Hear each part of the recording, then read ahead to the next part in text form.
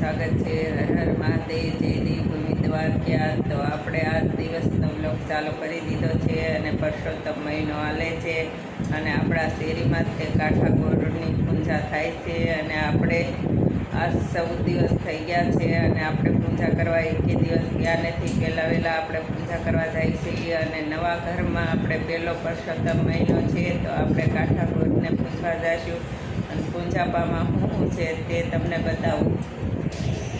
જો પૂંજાપામાં અબીલ, ગુલાલ, દીવો, અગરબત્તી અને આપણે જો પ્રસાદીમાં ખારસિંગ લઈ લીધી અને ચોખા અને કાચા દડો છે જો દોરાનો.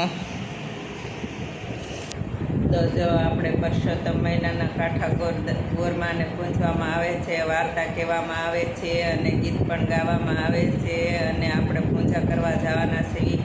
તો આપણે પૂજા કરવા જઈશું હવે.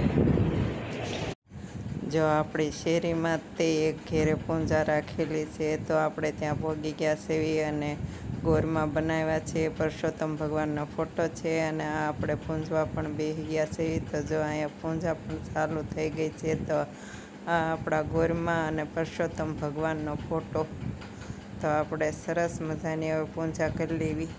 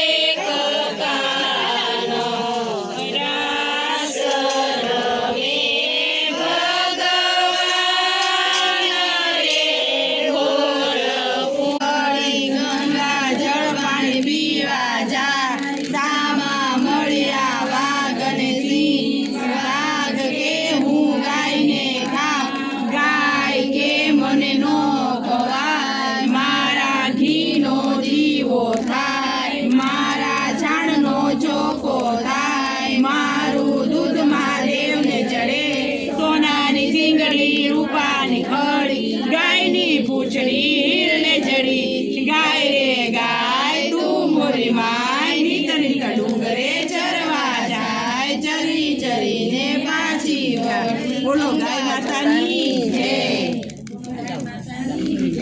આંબુડું જાંબુડું કેરીને કોઠી મળું રાયના મોદરનો તરા જાતા નાયા જમનાજી હળતા નાયા ગંગાજી એક નાયા કાશી પાપ જાય નાશી રાજા ઘરે રાણી રામના ઘરે સીતાજી શંકરના ઘરે પાર્વતી વિષ્ણુના ઘરે લક્ષ્મીજી ભગવાન પીછા જમો રે જાદવરાય બેસો રે પરસોત્તમ રાય સુદામાની ઝૂંપડી ગૌરી ભાગે ભૂખડી સુરા.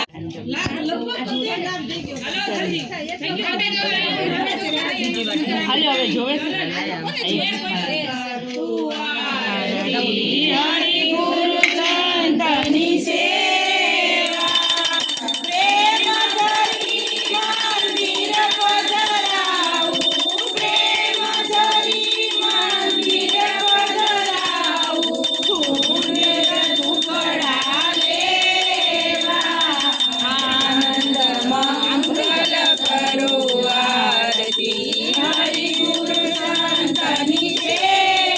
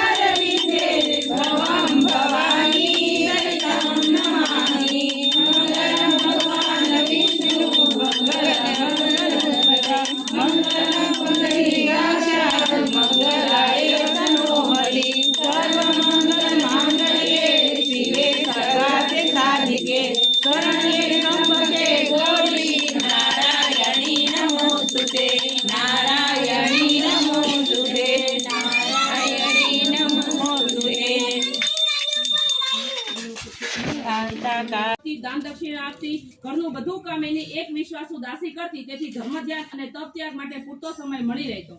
એક વખત બ્રાહ્મણ કન્યાએ વિચાર આવ્યો કે નગરમાં રહીને તપ જપમાં ખલેલ પડે છે, તેથી ક્ષિપ્રા નદીના તીરે એક મઢુલી બાંધીને રહેવું અને ત્યાં મઢુલી બાંધી અને દાસી સાથે ત્યાં રહેવા લાગી. એમ કરતા પવિત્ર પુરુષોત્તમ માસ આવ્યો. બ્રાહ્મણ કન્યાએ આખો મહિનો ઉપવાસ કરવાનો સંકલ્પ કર્યો, કારણ કે ઉપવાસના મહિમાથી તે પરિચિત હતી. વળી ઉપવાસ કરવામાં એને જરા પણ તકલીફ પડે તેમ ન હતું, કારણ કે દાસી બધું સંભાળી લેતી હતી. એમ કરતા અડધો માસ પૂર્ણ થયો ત્યારે દાસી માંદી પડી. જોતમાં એની માંદગી એટલી વધી ગઈ કે દાસીનો પથારીવશ થઈ ગઈ, ઊભા થવાની પણ શક્તિ ન રહી. રોગ અસાધ્ય હતો, કાંઈ કળાતું ન હતું. બ્રાહ્મણ કન્યાએ ખૂબ સારવાર કરી, વૈદોને બોલાવ્યા, પણ માંદગી ઘટવાના બદલે વધતી જ ગઈ. એની કાયા ક્રૂર થતી ગઈ અને આંખો ઊંડી ઉતરતી ગઈ. દાસીને લાગ્યું કે હવે મૃત્યુ નજીક આવી ગયું છે. એના કાન મૃત્યુના પગલાનો અવાજ સાંભળવા લાગ્યા. દાસીને લાગ્યું કે એ હવે ગણતરીના સમયની મહેમાન છે. ત્યારે એક બ્રાહ્મણ કન્યાએ પોતાની પાસે બોલાવી ક્ષીણ અવાજે કહ્યું કે મારી જિંદગીનો અંતિમ સમય આવી ગયો છે. મારી આંખો હવે મૃત્યુને સ્પષ્ટ જોઈ શકે છે. હે દેવી, મને અત્યારે ઘણો જ વસવસો થઈ રહ્યો છે. મારી આખી જિંદગી પાણીમાં ગઈ, અવતાર એળે ગયો.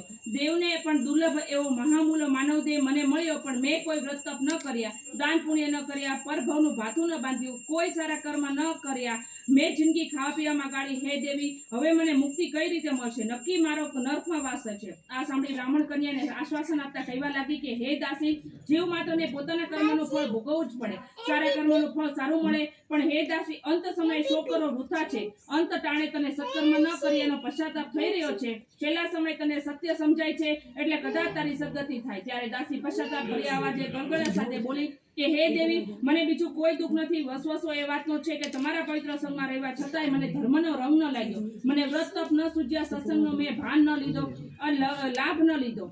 એ છે કે સાથે રહેનારને વાન ભલે ન આવે, પણ શાન તો આવે જ છે. પણ હું કેટલી દુર્ભાગી છું, મને શાન પણ ન આવી. કંચન સાથે રહેવા છતાં પણ હું કથિર જ રહી. દાસીની આંખમાંથી આંસુ વહેવા લાગ્યા. અંટાણે પોતાની વિશ્વાસુ દાસીને રડતી જોઈને એને ઘણી દયા આવી ગઈ અને હવે કશું થઈ શકે તેમ ન હતું. છતાંય તે પોતાની વિશ્વાસુ દાસીને સાંત્વના આપતા લાગી, હે દાસી, તું અફસોસ ન કર. પૂર્વ જન્મે પુણ્ય કર્યા હોય ને તો જ આ ભવે ધર્મ ધ્યાન તુજે. તારી યુવાનીમાં તે ભક્તિ ભજન કર્યા હોત, તો પ્રભુના નામ જપ કર્યા હોત, તો અંટાણે તારી આંખમાં આંસુ ન હોત. તારો જન્મ સફળ થઈ જાત. તે મારી ઘણી સેવા કરી છે. તારા લીધે હું વ્રત તપ કરી શકી છું. તેથી તારી જો કોઈ ઈચ્છા હોય તો બોલ. ત્યારે દાસી કહેવા લાગી કે હે દેવી, મારી એક અંતિમ ઈચ્છા છે કે જો તમે વિશાળ હૃદય રાખી મારી એ ઈચ્છા પૂરી કરો તો હજુ પણ મારો જન્મ સફળ થાય તેમ છે. મારે રૌરવ નર્કમાં સબડવું ન પડે. હે દેવી, મારા પર દયા કરી મારી એક અંતિમ ઈચ્છા પૂર્ણ કરો. દાસીના આવા ગળગળા શબ્દો સાંભળી બ્રાહ્મણ કન્યા કહેવા લાગી, હે બેન, જરા પણ ખચકાટ કર્યા વગર તારી ઈચ્છા જણાવ. હું ગમે તેમ કરીને તારી ઈચ્છા પૂર્ણ કરીશ. તે મારી ઘણી સેવા કરી છે, તેથી તને મદદ કરવી એ મારો ધર્મ બની જાય છે. હું તો પ્રાણી માત્રને સહાયભૂત થવાનું વ્રત લઈને બેઠી છું, તો પછી તમે શા માટે મદદ ન કરો? ત્યારે છેલ્લા શ્વાસ લેતી દાસી કહેવા લાગી કે હે દેવી, તમે પવિત્ર પુરુષોત્તમ માસ સેવી ફળ રહ્યા છો. આ પવિત્ર માસમાં ઉપવાસ કરનારને અલૌકિક ફળ મળે છે એવું મેં સાંભળ્યું છે. તો મારા પર એક કૃપા કરો, મને એક ઉપવાસનું ફળ આપો. કદાચ એ ઉપવાસના ફળથી મારું કલ્યાણ થઈ જાય. બ્રાહ્મણ કન્યા તો અતિ દયાળુ હતી. એણે તો પવિત્ર જળની અંજલિ ભરી પૂર્ણ પુરુષોત્તમ પ્રભુનું ધ્યાન ધર્યું અને એક ઉપવાસનું ફળ દાસીને અર્પણ કર્યું. એક ક્ષણે દાસીના શ્વાસો બંધ થઈ ગયા, આંખો ખુલી રહી ગઈ. ત્યાં જ આકાશમાંથી સરોવર કરતું એક વિમાન આવ્યું.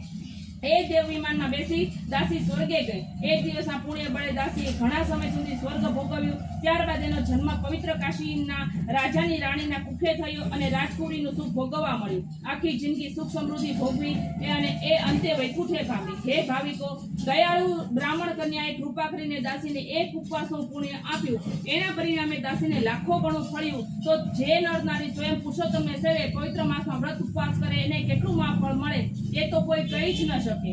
યુવાની એળે ગઈ, કર્યા ન ધર્મ ધ્યાન, ઘડપણમાં આંખો ગઈ, મહિમા સુણે ન કાન. હે પૂર્ણ પુરુષોત્તમ પ્રભુ, તમે જેવા દાસીને ફર્યા એવા વ્રત કરનાર અને ઉપવાસ કરનાર સર્વરને ફળજો. ભગવાન તો પીપળા ઉપર આવીને ઉભા રહ્યા. તો એક તપિયો તપ કરે છે, માથે રાફડો વળી ગયો છે અને આંખ ઊંધી વળી ગઈ છે. ભગવાન થઈ ગયા. તપિયાની આંખ ઉઘડી ગઈ. તેને તે વીંટી લઈને ડાબા પગની નીચે દબાઈ દીધી. ભગવાન કહેવા લાગ્યા કે તપિયા તપિયા, તપેશી છો કે લોભેશી? તપિયો કહે કે આદિ સુધી તપિયો હતો, હવે થયો છું લોભેશી. સાચું બોલ્યો, શાબાશ. માંગ માંગ માગે તે આપું. જો તમે પ્રસન્ન થયા હોય તો હું માગું, જે સ્ત્રીઓ વ્રત કરે એનું પુણ્ય મને આપો. ભગવાન કહે તારી ભૂલ થાય છે. સ્ત્રીઓ કેટલા દુઃખ વેઠીને વ્રત કરતી હોય. કોઈની સાસુ ભૂંડી હોય, કોઈનો ધણી ભૂંડો હોય, કોઈના છોકરાઓને રોવડાવીને વ્રત કરતી હોય. તે પુણ્ય મારાથી તને ન અપાય. તું બીજું માંગ. તપિયો કહે નહીં આપો તો તમારું વચન જાય. ભગવાન કહે વચન જાય નહીં તેનું નિવારણ કરીએ. જે સ્ત્રીઓ વ્રત કરીને ટીલડી કર્યા વગર વાર્તા સાંભળે તો રતિભાર પૂન તને મળશે. જે સ્ત્રી માથે ઉઠ્યા વગર વાર્તા સાંભળશે તો રતિભાર પૂન તને મળશે. જે સ્ત્રી પાથરણું પાથર્યા વગર એકટાણું કરશે તો રતિભાર પૂન તને મળશે. જે સ્ત્રી ઘીના દીવાની બદલે તેલનો દીવો કરશે તો રતિભાર પૂન તને મળશે. જે સ્ત્રી પુટલે ભાણે જમશે તો રતિભાર પૂન તને મળશે. આટલા નિયમ કોઈ સ્ત્રીઓને રહે નહીં તોય તારા તપ વસે. તપિયાનો તપમાં વાસ આપણો શ્રી કૃષ્ણના શરણે વાસ. શ્રી કૃષ્ણ શરણે. પુરુષોત્તમ ભગવાનની પૂજા કરીને આવી ગયા સેવી અને બહુ સરસ આપણે ભગવાનની કાઠાગોરની પૂજા થઈ. પુરુષોત્તમ ભગવાન તુલસીમાં બધુંની આપણે પૂજા કરીને આવી ગયા અને પ્રસાદી જો બધી બહેનો આવી હોય તે બધાય આપણેમાં બધાય પ્રસાદી લાવ્યા હોય તો બધી પ્રસાદી ભેગી કરી અને વેચવામાં આવી હતી. તો તે પ્રસાદી તમને દેખાડું. તો જો પ્રસાદીમાં જો કેરી છે, શ્રીખંડ છે, પછી જો આમાં ખાસિંગ છે, ખીર છે, ઈડલી છે, પછી આમાં સાબુદાણાની ખીચડી છે, પછી ટોપરા પાક છે, વેફર છે, કેળાની વેફર છે, પછી બટેટાની વેફર છે, ચોકલેટ છે, પછી જો કાજુ બદામ ને ધરાક પણ છે. તો જો આપણે કેટલી બધી જાતની પ્રસાદી ઘેરે આવી ગઈ છે. તો જો આવી રીતે આપણે પૂજા કરીને ઘેરે આવી ગયા અને આ બધી આપણી પ્રસાદી આવી ગઈ. તો આપણે જો બધી જાતની પ્રસાદી પુરુષોત્તમ ભગવાનની આવી ગઈ છે અને કોઈ ખામી નહીં રહે પ્રસાદીમાં, એટલી પ્રસાદી આવી ગઈ છે. અને હવે આપણે આ વિડીયોને અહીંયા આપશું. જો તમને આ વિડીયો ગમે તો લાઈક કરો, શેર કરો ને સબસ્ક્રાઈબ કરો. હર હર મહાદેવ. મળીએ નેક્સ્ટ બ્લોગમાં. જય દેવભૂમિ દ્વારકા.